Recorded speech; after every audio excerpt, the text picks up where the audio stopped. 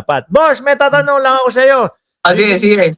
Bibindisyonan na kita. Ano masasabi mo dito sa patuloy na pagtatrabaho ng ating Pangulo, lalong-lalo na dito sa pagpapabahay? Ayan. Pabahay. Oo. Hindi humingi eh.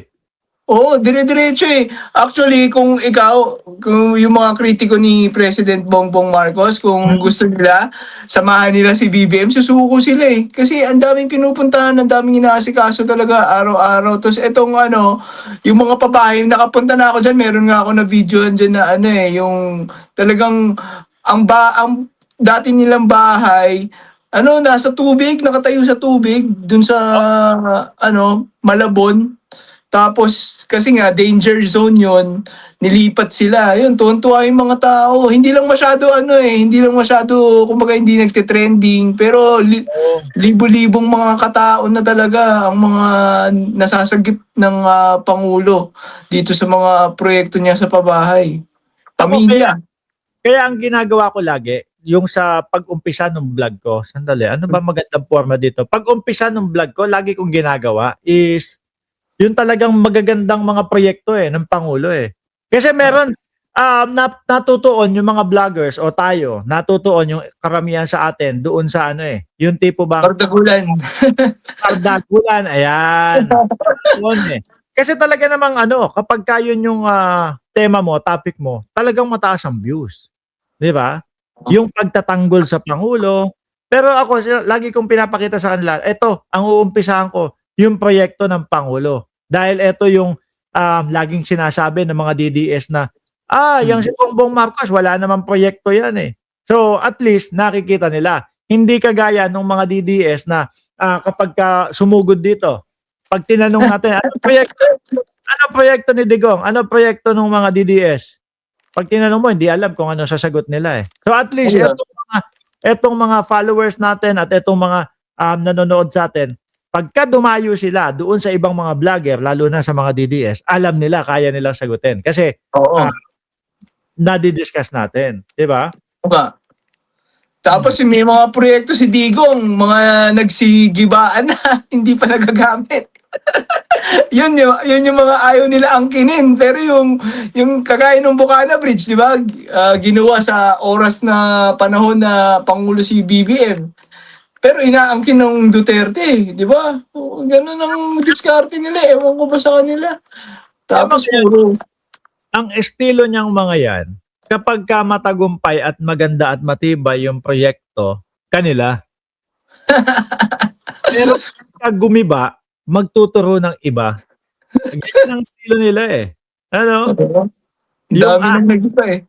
Aangkinin nila kapag maganda at talagang tinatangkilik ng tao. Pero kapag yung gumiba, nasira, hindi maganda yung gawa o ghost project, iaano nila yan. Sasabihin yan is naku, kay Marcos yan. Yung bridge nga, di ba? Yung gumiba yung gitna. Oo. Parang sinasabi, Digong yung dalawa tapos Marcos yung gitna. Kaya grabe sila, no? Fake news na kung fake news eh. Ganun na gawa nila eh. Karamihan sa napapansin kong mga DDS, yung tipo bang nakikihype lang eh. Oo. Kasi dito sa community, meron. Sa lugar, meron. Pero tanungin mo kung ano ba talaga alam mo. Kung bakit mo nasasabi na si Bongbong Marcos ay walang proyekto o walang ginagawa. Ngayon. Pero kapag yung sagutan na, wala namang masasagot eh. Oo. Nadadala lang nung hype na nakikita nila doon sa kanilang mga Facebook. Uy, eto sabi nito walang proyekto at mahina si Bongbong Marcos. Sasabihin lang nila. Oo. 'Di ba, Mier o Rodrigo, sabi, live ba to? Live kami dalawa ni Balita. Yes, live kami, Live. Ngayon, alisin natin to, boss. Eto, si Amy, alam ko si Amy ang pumipigil dito eh. Nawala. Nasaan ba yun? Si Amy pumipigil doon sa hinihinging budget ng DPWH. Tama ba?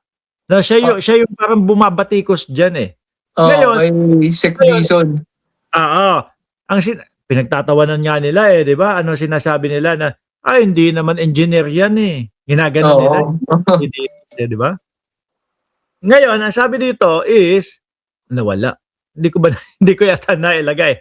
Andali. Ang sabi dito, no, kapag ka, binawasan, kinat yung DPWH budget, halos 10,000 infrastructure project ang posibleng mabinbin, mahinto o matigil. Ikaw, para sa iyo, tanong kita, dapat bang bawasan? Kasi meron nangyaring mga korupsyon nung mga panahon nung una, yung sila bunuan pa, yung mga sekretary. Ako para sa akin, hindi. Kasi alam naman nila yung presyuhan sa mga project eh. Ang maganda nga dito dahil sa aware na ang lahat ng mga tao, mababantayan naman, di ba? Mababantayan naman, nakatingin ang lahat, meron pang ginawang DPWH website, di ba? Matitignan kung talagang may ghost project. Ang ano kasi nila, ang isip kasi nila kapag dito pa lang sa paggagawa ng mga budget, nandyan na daw agad yung korupsyon. Hindi, mababantayan naman po natin eh. Yung mga nakaraang budget lang, yung mga nakaraang taon, panahon nila Duterte, syempre, pag si Pangulo, bago niya pirmahan yan, hindi naman niya alam agad eh. Di ba? Kunwari, noong 2025. Kung nanakawin o Naman, hindi. Oo, kung nanakawin o hindi eh. Di ba? So, parang kung sinisisi natin si BBM, yung iba kasi ang sinasabi, siya pumirma niyan eh. Nung pumirma siya dyan, in good faith, di ba? Nung pumirma siya nung sa budget, in good faith. Hindi naman niya alam dun kung saan dun yung mananakaw o hindi eh, di ba? Good faith, kumbaga may tiwala sa mga nag-propose ng project, nagagawin yun. Pero hindi niya alam dun kung ano mangyayari dun sa proyekto, kung nanakawin ba yun, kurakot ba ni Cheese Escudero lang yun, di ba? Hindi niya alam yun. Ngayon, marami nakatingin, imposible namang pakapalan na lang ng mukha talaga pag yung mga proyekto, nanakaw mo pa, ginawa mo pang ghost flood control project. May website nga na dinagdag di ba? Aside dun sa isumbong mo sa Pangulo, meron pang DPWH website. So, sobrang transparent na ngayon. Ang tingin ko lang dyan dun sa yung binawas kasi na budget na 53 billion, baka may nagkamali sa computation. Baka, kasi binaba, di ba? Binaba yung mga presyo ng... Oo. Kasi... Ano yun? Chinek nila yon kung ano yung talagang mga presyo. Kung makikita mo nga talagang lobo eh. Minsan doble yung presyo ng mga nakaraang mga presyo nila doon sa DPWH. Pero nung siniyasat inisa-isa tapos nakita nilatag talaga ni Vince Dizon kung ano yung at nakita ng tao ang laki ng ibinaba. So ngayon, yung mga DDS nga yan yung style nila. Si Bongbong Marcos ang pumirma niyan. Para maging klaro lang. Siyempre, kapag ka ito, may isang estudyante, Nay, pahingi ako ng pera kasi may proyekto kami. Si nanay, siyempre yan magbibigay, di ba? Oo. Hindi alam ng nanay kung, o nung tatay, kasi lalaki yung Pangulo, hindi alam ng tatay kung gagastusin ba talaga to doon sa proyekto niya o talagang kukurakutin lang. Ganun lang din yun eh. Di ba?